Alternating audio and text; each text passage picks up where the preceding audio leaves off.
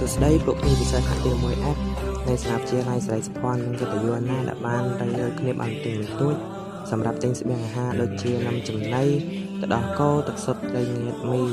ទឹកស្អ៊ីវត្រីខជាដើមដើម្បីយកទៅជួយជនភេសជ្ជៈ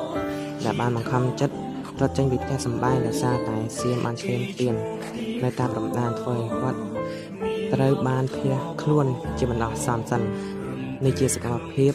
របស់ពួកខ្ញុំដែលបានចែកស្បៀងជូនពួកគាត់ហើយក្មេងៗច្រើនមែនទែននៅទីនោះតែខ្ញុំមិនបានបង្ហាញឈ្មោះឬទីតាំងដែលពួកគាត់បានរៀនសិក្សាទេដើម្បីជាសុវត្ថិភាពរបស់ពួកគាត់ផងដែរហើយចុងក្រោយពួកខ្ញុំក៏សូមអរគុណយ៉ាងធំធេងសម្រាប់ការចូលរួមមូលនិធិមិនថាតិចក្តីឬច្រើនក្តីក៏យកទឹកចិត្តជួយជារបស់បងប្អូនផងដែរនេះហើយខ្មែរស្រឡាញ់ខ្មែរជួយខ្មែរយើងបានដឹងហើយថាប្រទេសថៃជាប្រទេសថោកទាបវាបានមានពេលទឹកដី